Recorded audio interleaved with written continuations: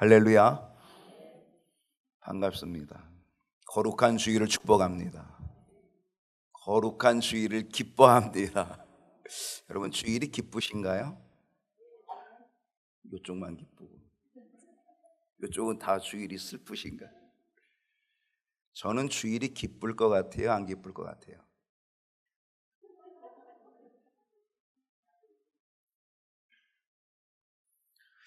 사실 기뻐해야 되는데 그리 안 기뻐요. 왜냐면 주일이 엄청 부담스럽거든요. 부담스럽죠. 기쁘지 않은 날이 아니죠. 정말 기쁜 날이죠. 정말 감사한 날이고 정말 기쁜 날이죠. 예. 혹시 여러분 주일이 지겹진 않으신가요? 한 해 동안 이제 끝자락에 왔는데 올 한 해도 정말 예배드리느라고 무지 지긋지긋했어. 혹시 지겹진 않으신가 모르겠습니다. 여러분, 주일이 지겹지 않고 주일이 기쁜 날이 될 수 있기를 소원합니다. 여러분, 이런 찬송이 있어요. 찬송 46장에 보게 되면은 이날은 주님 정하신, 이날은 주님이 정하셨대요. 어떻게 정하셨어요? 참 기쁜 날일세에, 참 기쁜 날로 정했대요. 주님이 정하셨으니까 기쁜 날이 될 줄로 믿습니다. 오늘 이 찬송의 가사대로 주일이 정말 기쁜 날, 늘 기쁜 날, 늘 감사한 날 될 수 있기를 소원합니다. 오늘 대림절 네 번째 주일이고요. 초가 4개 켜졌습니다. 이제 보라색, 강단의 색 보라색을 상징하는 초가 4개 켜졌고, 이제 이번 목요일이 성탄절이잖아요. 성탄의 초 흰색이 켜지면 이 초가 다 완성이 되겠지요. 오늘도 아무튼 잘 오셨습니다. 오늘도 큰 은혜 함께 나눌 수 있기를 원합니다. 2025년 제가 대림절을 시작하면서 함께 나누는 말씀의 큰 주제, 타이틀이 하나 있었습니다. 그게 뭐냐면 우리는 무엇을 믿는가라는 것입니다. 여러분, 이 주제는 무지무지 중요한 주제입니다. 우리 기독교 신앙에서 아주 핵심적인 거고요. 그리고 가장 기초적인 부분입니다. 그래서 이것이 분명해야 됩니다. 이것이 확실해야 된다라고 하는 거죠. 여러분, 우리는 무엇을 믿습니까? 사도들의 신앙 고백 속에 담겨진 사도신경, 그렇죠? 사도들의 신앙 고백, 사도신경, 우리는 그것을 또 믿고 있죠. 사도신경에 나타난 예수 그리스도, 아주 중요한 부분입니다. 예수 그리스도, 우리의 구원자로 오신 예수 그리스도를 믿는 것, 제가 바로 이 부분을 아주 중요하게 지금 다루고 있습니다. 예수가 그리스도가 되시는 것으로 믿는 거죠. 예수가 나의 구원자가 되시고, 예수가 나의 구세주가 되시고, 예수가 나의 메시아가 되는 그리스도가 되어지는 이것을 믿는 거죠. 그래서 우리는 지난 3주간 동안 이런 고백을 했습니다. 우리는 성령으로 잉태하사 동정녀 마리아에게서 나신 예수님이 나의 구원자가 되심을 믿습니다. 여러분, 믿으시나요? 동정녀 마리아에게서 나신 그 예수님이 나의 구원자가 되심을 믿으시나요? 이 믿음이 분명해야 합니다. 그리고 우리는 본디오 빌라도에게 고난을 받으사 십자가에 못 박혀 죽으신 그 예수님이 나의 구원자가 되셔서 나의 모든 죄를 담당하시고 내 죄를 뒤집어 쓰시고 내 대신 십자가에 죽으신 나의 구원자 주님 되심을 믿습니다. 이게 주님의 죽으심에 대한 믿음이죠. 그리고 장사한 지 사흘 만에 죽은 자 가운데서 다시 살아나신 주님, 다시 살아나신 부활하신 주님을 믿으며 부활하신 그 주님이 나의 구원자가 되심을 믿는 믿음, 여러분 믿으시나요? 예수님의 부활을 믿을 뿐 아니라 이제 우리는 모두 믿어야 된다. 나의 부활도 믿어야 된다. 몸이 다시 사는 것과 나의 부활도 믿어야 돼. 내가 부활하여 나도 영원히 살 것을 믿사옵나이다. 아멘. 이게 돼야 된다는 거죠. 여러분, 예수님께서 다시 살아나지 못하셨다면, 즉 부활이 없다면요, 예수님의 십자가의 죽으심, 그건 의미가 없는 거죠. 예수님의 십자가의 죽으심, 이 죄사함의 은혜, 이건 아무 소용이 없게 되는 거죠.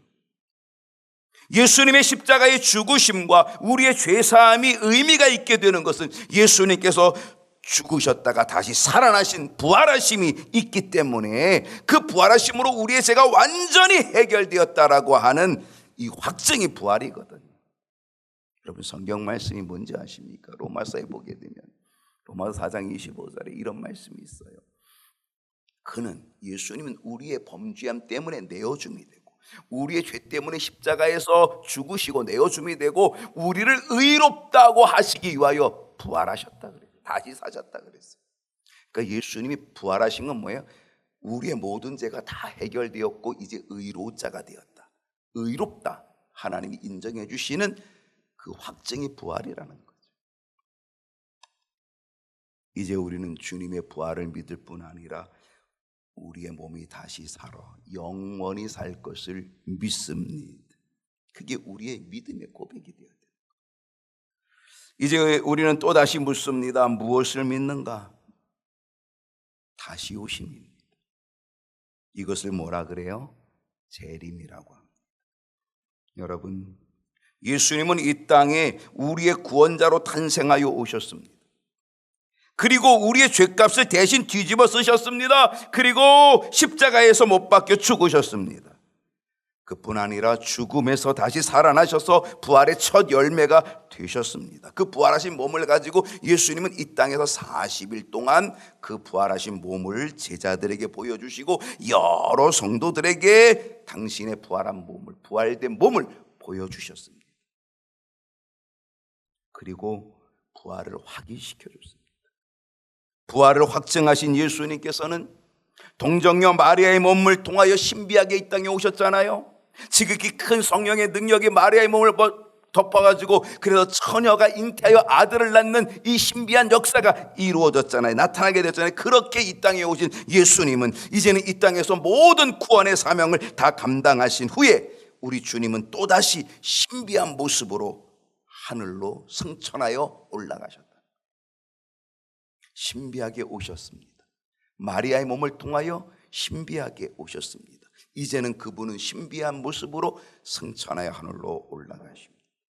사도행전 1장 9절을 보면 이 말씀을 마치시고 그들이 보는데 올려져 가시니, 그들이 보는데 올려져 갔다. 이게 뭐예요? 이게 승천입니다. 구름이 그를 가리워, 예수님을 가리워서 더 이상 보이지 않게 되었다라고 하는 것입니다.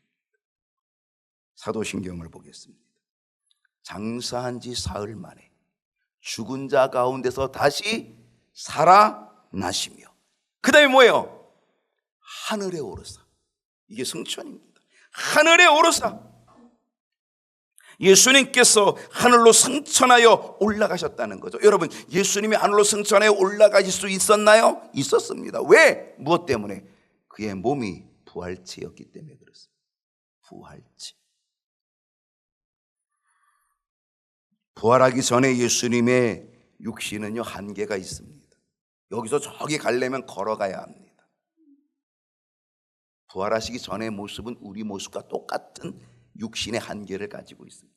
걸어가야 됩니다. 뛰어가야 됩니다. 아니면 나귀 새끼를 타고 가야 됩니다. 그냥 짠하고 거기 확 나타나지 않습니다. 그리고 걸으면 지칩니다. 피곤합니다. 주무셔야 합니다. 안 먹으면 배고픕니다. 우리의 육신과 똑같은 몸이었습니다. 그런데 예수님이 죽으셨다가 부활하신 그 부활하신 몸은 어때요? 그건 홀연히 변한 부활체가 되었다라고 하는 거죠. 그래서 문을 닫아도 나타나실 수 있습니다. 사라지실 수도 있고 나타나실 수도 있는 거죠. 누가복음 24장을 보게 되면 엠마오로 향하는 두 제자가 있었습니다. 예수님이 십자가에 못 박혀 죽으신 그것 때문에 너무 슬퍼가지고 그 슬픔 중에 엠마오로 향하여 내려가는 두 제자, 그런데 부활하신 예수님이 그 두 제자에게 나타났습니다. 근데 너무 슬퍼서 부활한 주님을 알아보지도 못할 뿐 아니라 부활체로 바뀌어지신 예수님의 모습을 그들은 알아보지 못했다는 거죠. 거죠. 근데 예수님이 그들과 함께 동행하면서 말씀을 가르쳐 주십니다. 그리고 말씀을 가르쳐 줄 때 그들에게 큰 은혜가 왔어요. 뜨거운 은혜가 왔어요. 그래가지고 예수님은 더 가려고 하는데 이들이 예수님을 붙잡습니다. 우리와 함께 좀 같이 머물러 주십시오. 그래서 억지로 예수님을 함께 붙잡습니다. 그래서 예수님이 거기에 머물러 주십니다. 그리고 함께 밥을 잡수실 때에 예수님이 떡을 띄어서 축사하시고 그 떡을 제자들, 그 두 제자에게 나누어 주시는데 그들이 그 떡을 받아 먹는 순간에 그들의 눈이 열려서 부활하신 부활체의 예수님을 알아봅니다. 그 순간 예수님은 사라집니다. 그때 이 엠마오로 향하다 가던 이 두 제자가 엠마오로 가던 길을 돌아서서 예루살렘으로 돌아옵니다. 그리고 말합니다. 우리가 부활하신 주님을 만났다라고 증거합니다. 그게 누가복음 24장에 기록되어진 거죠. 이게 뭐예요? 이게 바로 부활체의 모습이고 이 부활체의 신비한 모습이다라고 하는 거죠. 그래서 예수님은 이 부활체의 모습으로 어떻게 했다? 하늘로 승천하여 올라가실 수 있었다는 사실입니다. 물어볼게요. 우리도 승천할 수 있을까요? 어떻게 생각하십니까? 여러분도 승천하여 가실 수 있겠습니까? 과학자가 얘기하더라고요. 우리가 나를 수 있대요. 1초에 62번을 하면 나를 수 있대요. 1초에 날개짓을 62번. 한번 연습 좀 해보실래요? 1초에 똑딱하는 동안에 62번을 하면 우리가 나를 수 있대요. 해보실까요? 여러분 어때요? 저는 할 수 있습니다. 제가 부활체가 되면 할 수 있습니다. 그게 부활체의 신비입니다. 요한복음 11장 25절을 보면 예수께서 이르시되 나는 부활이요 생명이니 나를 믿는 자는 죽어도 뭐하겠고 살겠고. 여러분 연세 드신 분들이요 죽어도 삽니다. 이게 부활신앙이잖아요.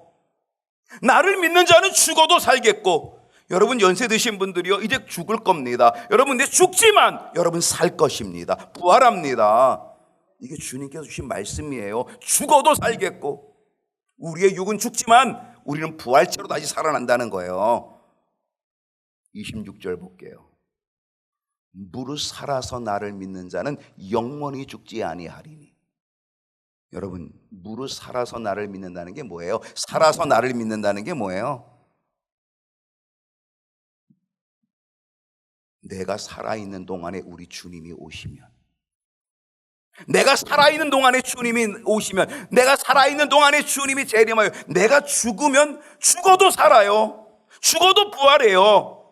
주님이 그걸 말씀했어요. 그리고 그 다음 절에 뭐라 그랬어요? 살아서 나를 믿는 자. 그건 뭐냐?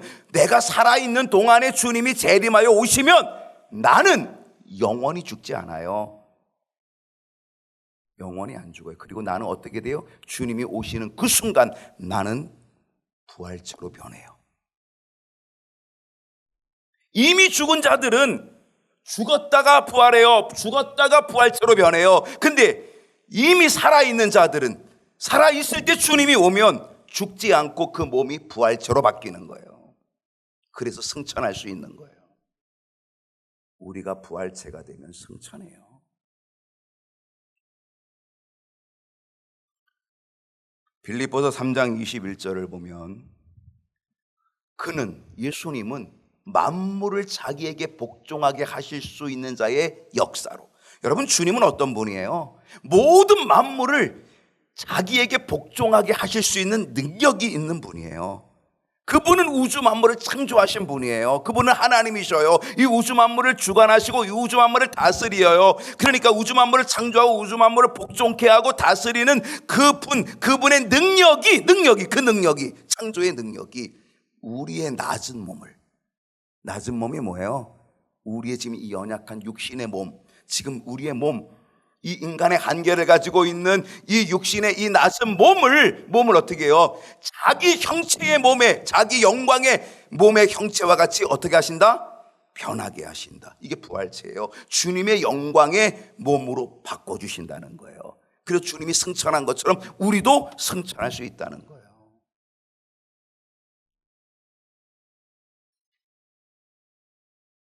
데살로니가전서 4장 16절을 보게 되면 주께서 호령과 천사장의 소리와 하나님의 나팔 소리로 친히 하늘로부터 강림하시리니 그리스도 안에서 죽은 자들이 먼저 일어나고, 여기서 죽은 자가 먼저 일어난다는 뭐예요? 이미 먼저 죽으신 분들이죠. 먼저 죽은 자들, 그분이 먼저 부활체로 나타난다는 거예요.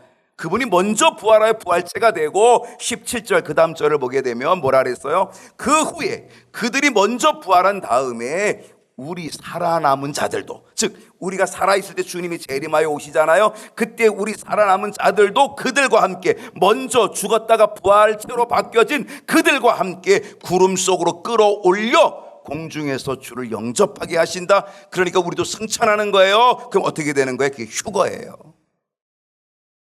그래서 공중에서 재림하여 주시는 주님을 그 속에서 만나는 거예요. 그리하여 우리가 항상 주와 함께 있으리라, 영원히 주님과 함께 살리로다 되는 거예요. 이건 사도 바울이 얘기한 거죠. 데살로니가전서.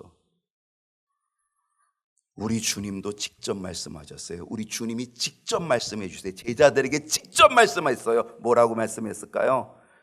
마태복음 24장 31절에 우리 주님이 이렇게 직접 말씀했어요. 그가, 우리 주님이 큰 나팔 소리와 함께 천사들을 보내리니, 우리 주님이 천사를 보내주신대요. 그들이, 천사들이 그의 택하신 자들, 우리들이죠. 믿는 자들, 정말 믿음으로 준비된 자들, 그 믿는 택하신 자들을 하늘 이 끝에서 저 끝까지 사방에서 다 모으리라. 그게 다 휴거예요. 다 승천하는 거예요.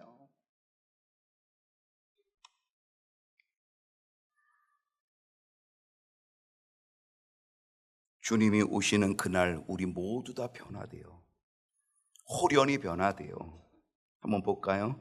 고린도전서 15장 51절을 보게 되면 마지막 나팔 순간에, 마지막 나팔의 순식간에 호련히 다 변화돼요. 우리가 호련히 변화돼요. 뭘로 변화돼요? 부활체로 변화돼요. 예수님이 부활하신 부활체로 우리도 똑같이 변화되는 거예요.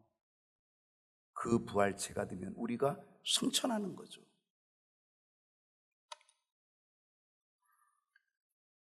우리는 예수님의 승천, 하늘에 오르사, 이것을 우리는 믿습니다.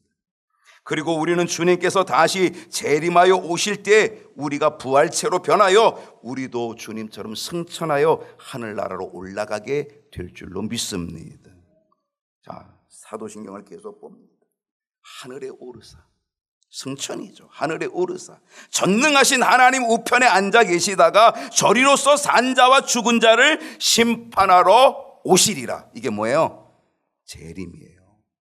다시 오심이에요. 사람들이 궁금해하는 게 있어요. 정말 예수님은 재림하실까? 정말 예수님은 다시 오실까? 재림이 있는 걸까? 궁금해요. 여러분 어떠세요? 예수님의 재림 믿으시나요? 아니면 예수님이 뻥친다고 생각하시나요? 여러분, 우리의 믿음은, 우리의 신앙은 과거에만 있는 게 아니에요. 과거만을 생각하는 신앙이 아니에요. 사실 예수님의 탄생 과거예요. 2000년에 태어났어요. 근데 2000년에 태어났지만 그건 예언되었고 그 예언이 이루어진 거예요. 과거지만. 예수님의 죽으심도요, 과거예요. 그것도 예언되었고 예언의 말씀대로 이루어진 거예요. 주님의 부활도 과거예요. 그러나 그것도 예언되었고 그 예언이 이루어진 거예요. 우리는 근데 그 과거뿐 아니란 우리는 예수님의 재림 미래도 믿어요. 예수님의 재림은 반드시 이루어질 약속이에요. 언약이에요. 예언이에요. 우리는 그것을 미래를 바라보는 믿음을 가지고 우리는 그걸 믿고 있는 거죠.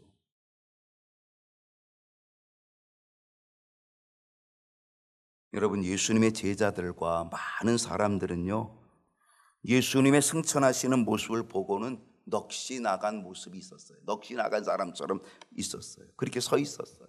그때 천사들이 나타나서 그 갈릴리 사람들, 예수님의 제자들, 거기 모인 사람들에게 이렇게 얘기를 해주죠. 사도행전 1장 11절을 보게 되면 갈릴리 사람들아 어찌하여 서서 하늘을 쳐다보느냐. 너희 가운데에서 하늘로 올리워지신 이 예수는 하늘로 가심을 본 그대로 오시리라. 약속입니다. 주님 메시아를 보내준다는 것도 약속이잖아요. 그 약속대로 예수님은 베들레헴에 탄생하셨어요. 주님의 죽으심도 약속이었고 예언이었잖아요. 그대로 예수님은 십자가 지시고 죽으셨어요. 부활도 약속이었고 다 약속. 우리의 구원도 약속이고요. 바로 주님의 재림도 약속이에요. 우리는 이 약속을 믿는 거예요. 이 예수는 하늘로 가심을 본 그대로 오시리라. 그대로 오실 줄로 믿습니다. 우리는 그걸 믿고 있는 거죠.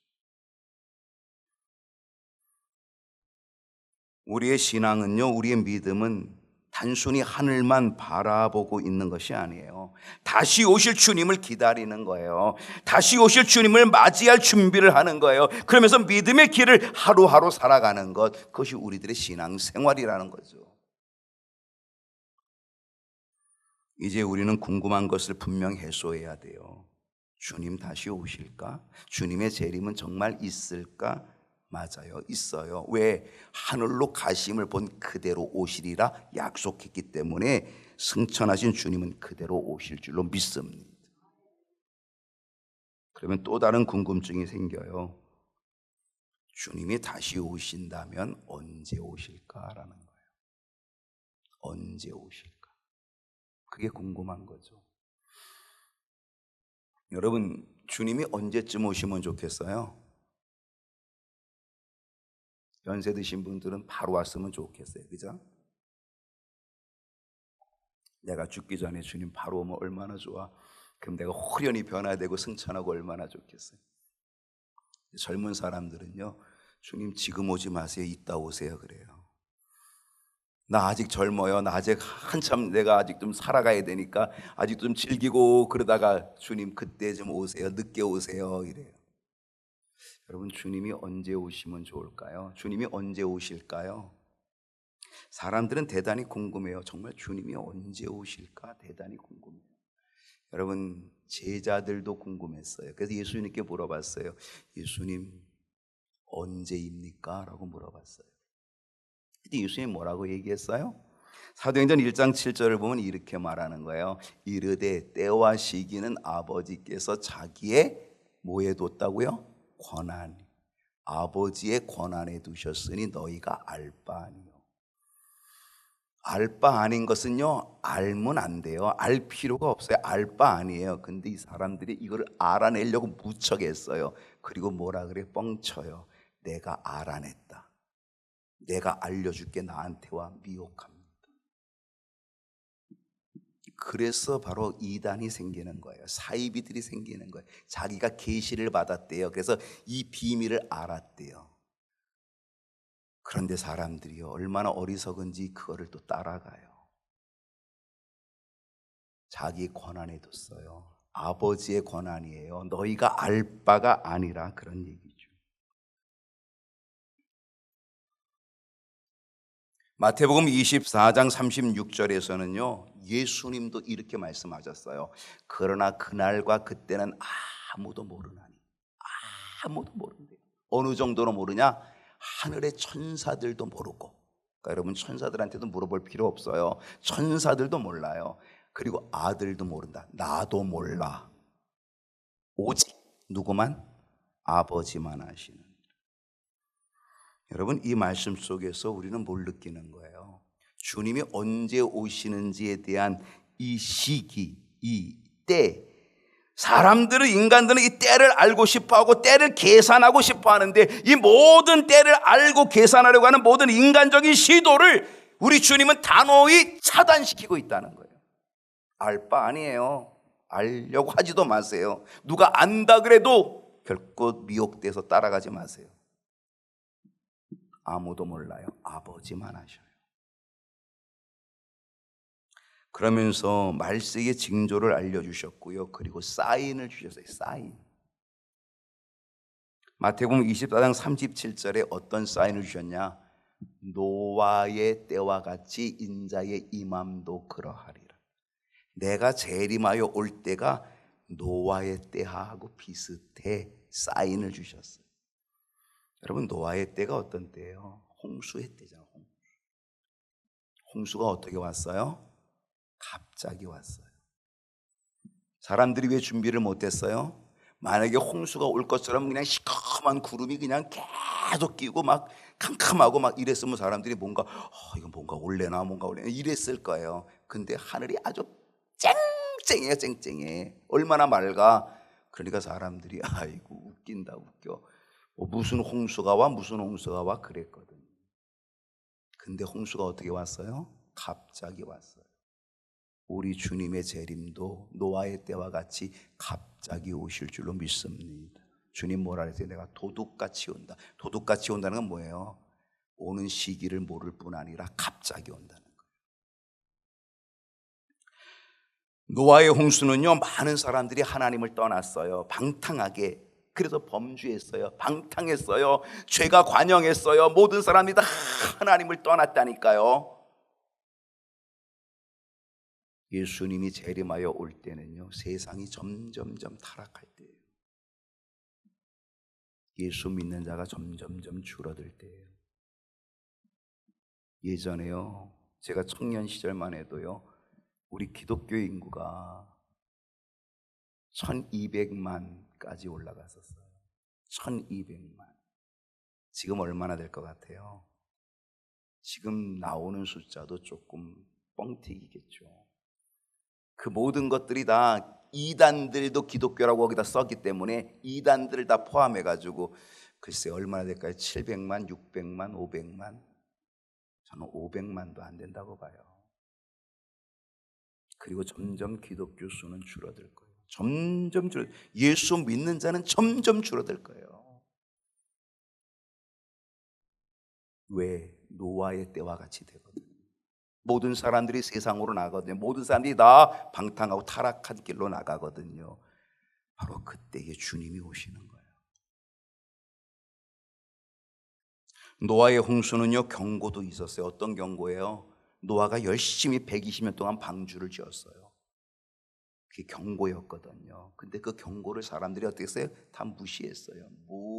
홍수가 오냐고 무시했어요.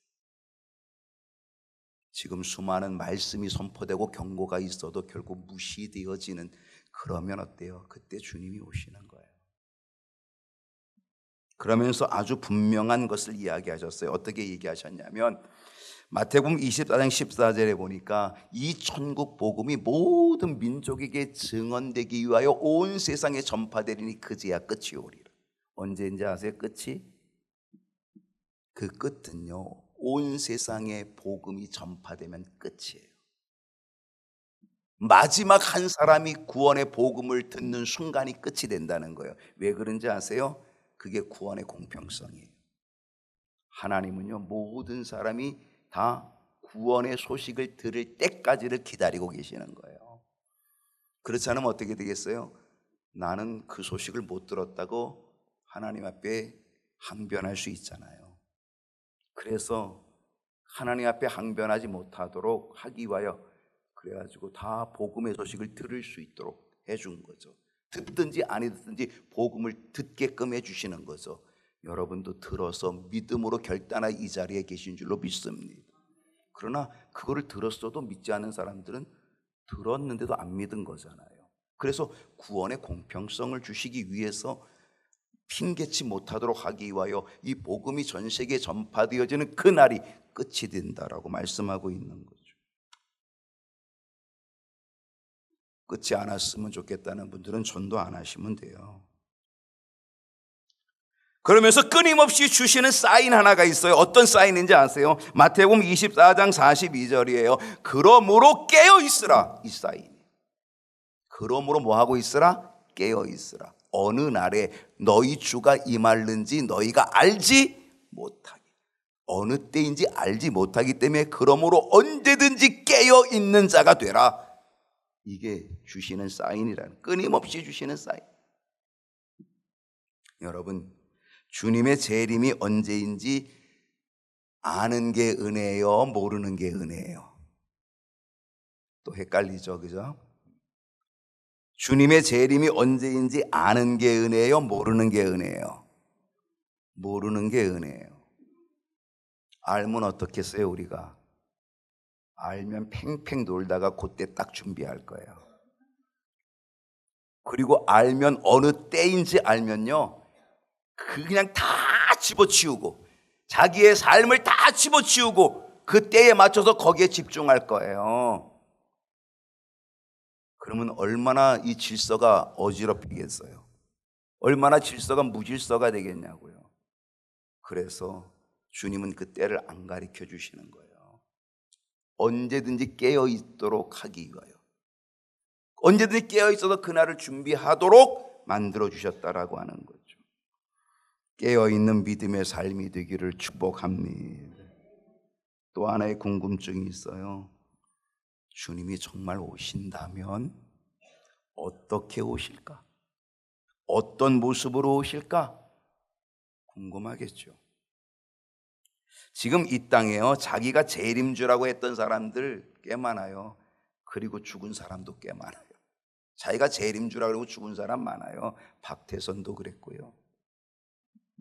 신앙촌 박태선 그랬어요. 문선명이도 그랬고요. 지금 이만희도 그중 한 사람이고요. 정명석이도 그중 한 사람이고요. 안상홍이도 그러게 다 죽었고요. 그래서 또 다른 재림주가 장길자가 나타났어요. 모두 다 가짜지요. 여러분 미혹되지 마십시오. 주님은 어떻게 어떤 모습으로 다시 오실까? 주님이 재림할 때 어떤 모습으로 주님이 재림하여 오실까? 성경은 분명히 얘기했어요. 사도행전 1장 11절 이렇게 말합니다. 이 예수는 하늘로 가심을 본 그대로 오시리라. 주님 어떻게 오셔요? 하늘로 가심. 주님이 하늘로 승천하여 올라가신 그 모습. 주님이 구름 타고 올라가셨어요? 그럼 구름 타고 오셔요. 손양원 목사님은요, 정말 구름이 뜨면 혹시 주님 오실래나? 늘 그런 마음을 가지고 주님을 기다렸다는 거죠. 주님 고대가라는 그런 찬송의 시를 썼죠. 요한계시록 1장 7절을 보면요, 볼지어다 그가 구름을 타고 오시리라. 우리 주님이 어떻게 오셔요? 구름을 타고 오셔요. 그리고 구름 타고 오시는 우리 주님의 모습은요, 모든 사람, 각 사람의 눈이 그를 보겠고 모든 사람이 주님이 오시는 그 모습을 본다는 거예요. 그러니까 여러분, 주님은 비밀리에 안 와요. 은밀하게 안 와요. 어디서 왔는지 알지 못하게 그렇게 오시지 않는다는 거예요. 주님이 재림하실 때는 어떻게 오셔요? 공개적으로 오셔요. 누구나 볼 수 있게 오셔요.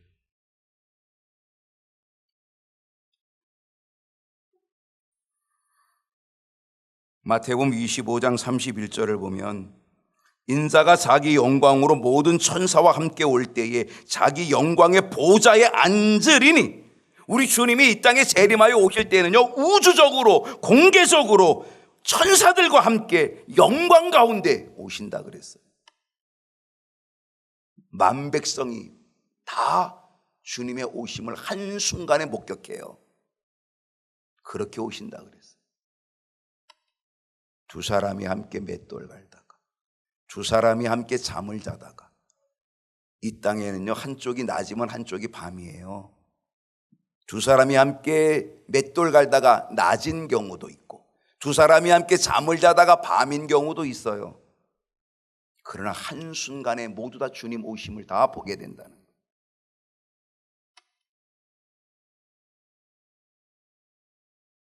그것도 공개적으로 천사들과 함께 오신대요. 영광 가운데 오신대요.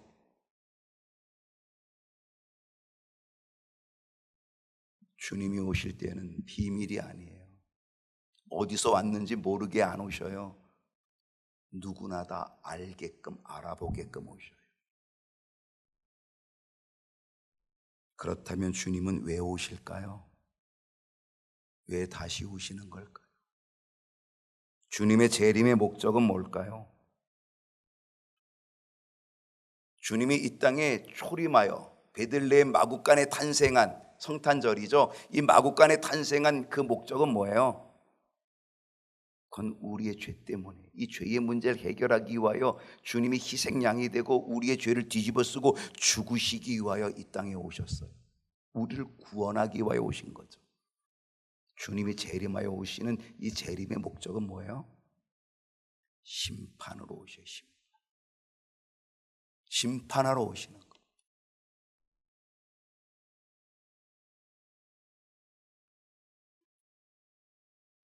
저리로서 산자와 죽은 자를 심판하러 오시리라. 그 산자는 누구예요? 그 산자는 예수 그리스도를 믿는 자예요. 죽은 자는 뭐예요? 그 죽은 자는 믿지 않는 자를 얘기하겠죠. 모두 다 심판하시는 거예요. 그 심판은 뭐냐면 구원의 완성이에요. 십자가에서 구원을 이루신 그분은 이제는 구원의 완성, 영원한 하나님의 나라에 들어갈 수 있는 구원의 완성을 주시려고 오시는 거예요. 요한복음 5장 29절 봅시다. 선한 일을 행한 자는 생명의 부활로, 악한 일을 행한 자는 심판의 부활로 나오리라. 여러분, 누가 영생할까요? 물어볼게요. 누가 영생해요? 누가 영원히 살아요? 다 영원히 살아요. 여러분, 예수를 믿는 사람만 영원히 사는 게 아니에요. 예수를 믿지 않는 사람도 영원히 살아요. 왜 그런지 아세요? 우리는 하나님의 형상으로 창조되었어요. 하나님의 영원하심처럼 우리도 영원한 존재가 된 거예요. 왜? 하나님의 형상으로 창조됐기 때문에 하나님의 영원하심처럼 우리 모든 인간은 다 영원한 존재예요. 그러니까 예수를 믿어도 영원하고 예수를 믿지 않아도 영원해요. 영생해요. 둘 다 영생한다니까요. 그런데 어떻게 영생하냐가 달라지는 거예요. 어떻게 영생하느냐가. 다 영생해요. 근데 어떻게 영생한다고요? 선한 일을 행한 자는 생명의 부활로. 이 선한 일이 뭐냐? 예수를 믿는 믿음의 사람을 얘기하는 거예요. 바로 이 사람은 생명의 부활로 우리 주님과 영원히 하나님의 나라에서 사는 거예요. 그 영생을 얘기해요. 그런데 악한 일을 행한 자는 뭐예요? 믿지 않는 자예요. 이 악한 일을 행한 믿지 않는 자는 심판의 부활로 나와요. 그들은 지옥에서 영원히 살아요. 다 영원히 살지요. 어디에서 영원히 사느냐가 결정되는 거죠. 우리 주님이 재림하여 오시는 것은 바로 이 심판을 하기 위하여 오시는 거예요. 그리고 우리의 구원을 완성시켜 주시려고 오신다는 거죠. 우리가 예수님을 구원자로 믿으면 재림하여 오시는 주님은 우리의 구원을 완성하여 우리를 하나님의 나라로 이끌어 주시고 영원한 하나님의 백성이 되게끔 만들어 주시고 하나님과 더불어 영원히 사는 존재가 되게끔 생명의 부활로 영원히 살게 하시는 은혜를 주시는 줄로 믿습니다. 구원의 완성으로 영원한 하나님의 나라에서 영원히 사는 믿음의 소망, 이 믿음의 소망을 가지고 우리는 어떤 고백을 가져야 돼요? 아멘, 주 예수여 오시옵소서. 다시 오실 주님을 맞이할 수 있어야 돼요. 기다려야 돼요. 그리고 그 주님을 맞이할 준비가 되어 있어야 되는 거죠. 오늘도 믿음으로 다시 오실 주님을 기다리는 깨어있는 성도들이 되기를 축복합니다. 기도하시오.